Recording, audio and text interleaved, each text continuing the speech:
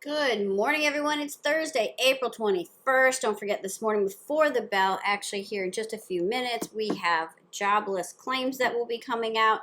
So this watch list does not take into account whatever might come out of that. Not expecting anything too earth-shattering to come out of it, but just wanted to throw it out there that it will be coming out. This is a look at our futures here, and you can see that we are popping up just above the 200, touching the 20 again. And this is a nice bullish look here. One thing that we had talked about on the SPY in particular, I'm going to flip over to there. On the SPY is coming through this trend line. Yesterday we hit it, we pulled back. This morning we'll be above it. The important note to take from that, of course we haven't even started our day, is how we end the day. Do we end the day here at or above that 2200 convergence? That would give us, at least in the short term, a short-term reversal here in the SPY. And also we are looking at a lot more earnings. Our next trend line would come in and look like this. So there we go. Okay, so that is a look here at the SPY. The Qs are making a nice move here this morning. We are still inside yesterday's action, below the 50 here on the futures. We'll see if we get a pop on that. Bitcoin, kind of creeping and crawling and clawing its way through all of this resistance that we have, but giving a nice lift to the market as well. So why are we lifting in the market? I'm going to throw out a few charts at you. Let's start with this one, Tesla. Oh my goodness. So Tesla, if you take a look at the 5-minute, one-day chart, so we'll see what happened yesterday.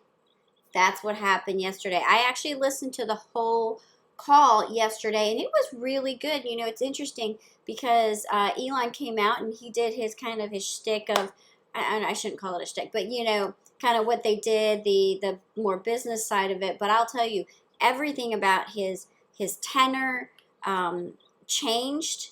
The tempo of his voice changed. You could just see the focus change when he got into the questions and actually got into what they're trying to do, what they're looking at, how they're ramping up these gigafactories, what they're doing. And this is the part I really like. He was asked about lithium, so we'll look at that. You'll find that in our watch list today, and how important it is to mine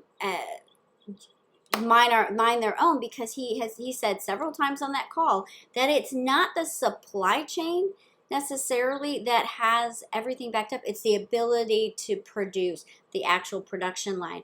Also interesting, the robots that puts these vehicles together.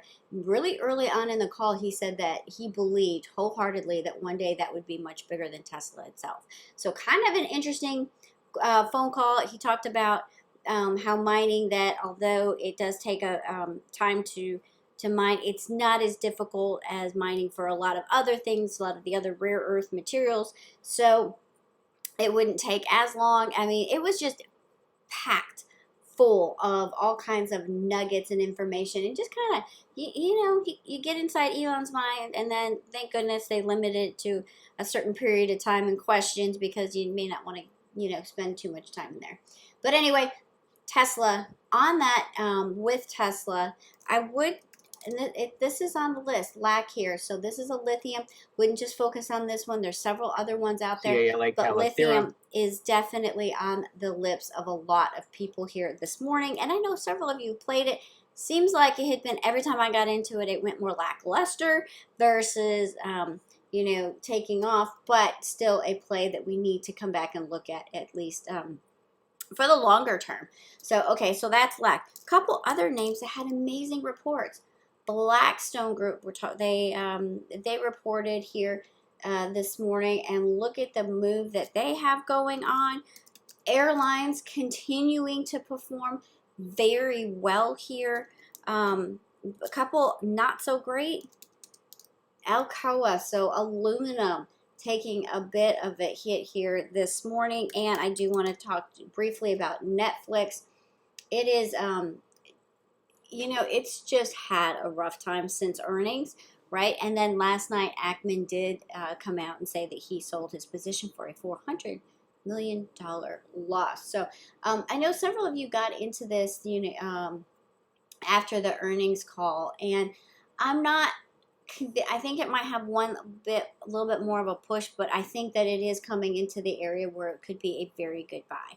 So, and the other thing, as it is this cheap and struggling, although their CEO has found a way to make things work, I don't know how they ended up so behind the curve on some things that seem very natural.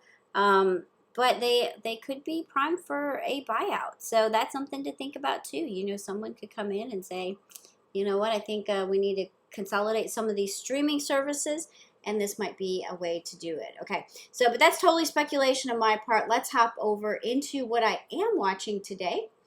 I'm not doing these in order because I did just mention LAC, so Lithium.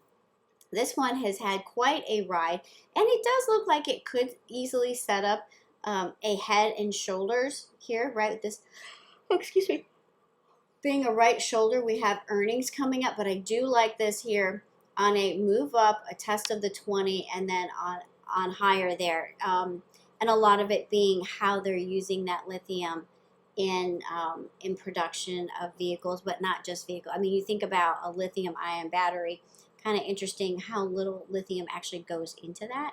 But we need to, and it's very plentiful on the earth, so we need to, I guess, utilize that, right? So, okay, anyway, got that going on. So we'll be watching LAC here. I like the 35 calls. Now this does, like I said, it does have, looks like it has earnings coming up, but we got some time on that. So I like the 520, 35 call. An entry around 32.93, stopping around 30.70, targeting that 20 first, 20 moving average first. Up above that 34.22, 35.23, lots of levels up there to hit in LAC. Also a good one for equity if you are so inclined. All right, Apple's on here. Well, I know that this does report here next week, but look at this, kind of nice little strength here. Cluster of moving averages. We're moving up on this today. I like the catalyst of earnings coming up. Would I hold it through earnings? I hold equity through earnings, but I wouldn't hold options through earnings. So 520, the Apple 170 call. My entry be around 168.88. A close below the 50, targeting that 20, and then 173.63, and that begins that small gap area. So that is Apple. And then lastly here, APA, Apache. This is how we get oil out of the ground. So oil services, not just oil itself. I did see that XOM got Chevron did not get an upgrade. It was ExxonMobil got an upgrade, whereas Chevron got basically you know what, you've already had your run, so let some of these others take their run. So that will have those names moving, but Apache here is actually how we get it out of the ground. We're just past the dividend here. So Apache, the 45 call. Again, we do have earnings coming up right in early May, but I like the 45 call and entry at 45.15. So we just in the money here, stopping around 43.45, targeting 46.55 and 47.50. Some other names to continue to watch. These are continuing their run. Target, Walmart, all great ones to watch here. I still like J&J to go back up. We put an inside candle in yesterday, so looking for a continued move on J&J. And back in the oil services, Halliburton would like to watch this for a reversal play. Post earnings coming in, tapping that 20 and moving back up is kind of what I would look for in that. Again, Netflix definitely on the bearish side. Probably AA here. Etsy can't seem to find a bottom. So watch all of those to the downside. All right, that is it for me here this morning. I hope you have a fantastic day. If you have any questions, reach out. Heather C at GivingTreeTrading.com.